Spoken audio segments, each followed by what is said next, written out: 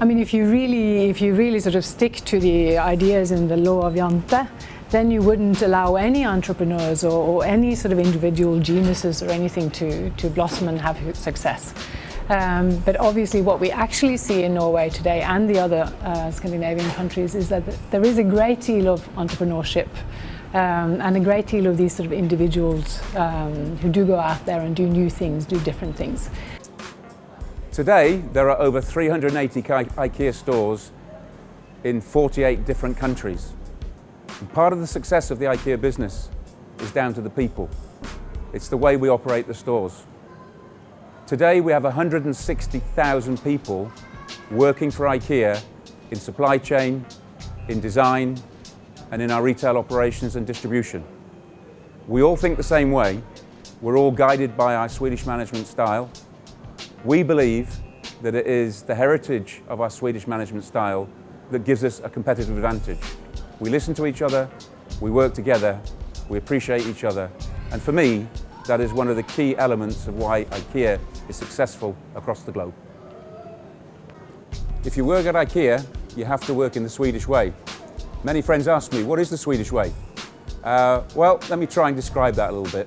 Here at IKEA, we believe in flat management structures. We don't have a huge number of layers in our management. We believe that the best person to make decisions in our business is the person who faces the customer. We want everybody in IKEA to be able to make those decisions. And we say that taking responsibility is a privilege. You don't need to wait for the boss to tell you what to do. You are empowered to do what you think is right for our customers.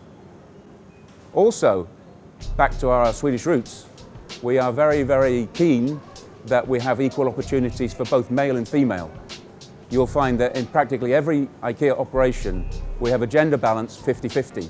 So we believe that we can get the best from our workforce, whether they're male or female. And we believe what's important is performance, not gender. That comes from our Swedish roots. That comes from what we believe in. I think egalitarianism, I think, has been quite positive for the Nordic countries. So if you look at that more broadly, whether it's, I mean, you can also interpret that in different ways, whether that is sort of the equal value of each human being in relation to God or in the state or whatever, or if it's more sort of on the creating equal opportunities for everybody. So I think the egalitarianism was good. I think the law of Jante describes the downside of the egalitarianism, kind of when egalitarianism is taken too far, where it doesn't allow anybody to be different, and particularly doesn't allow anybody to have success or do particularly well compared to others.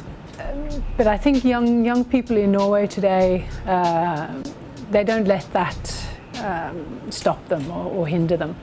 I think they have a much more relaxed attitude to this than in the past.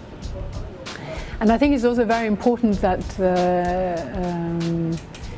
that we do move away from the sort of negative putting down others.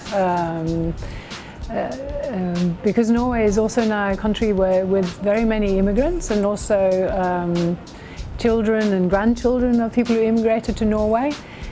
And again, if you look at the Jante law, then they are saying that, oh, you're different from us, you're from the outside, and that would be bad, and they would be putting them down. I think we can't have a society like that. We have to be open and inclusive to the new people who come to Norway. So I think the Jante law really should be debunked.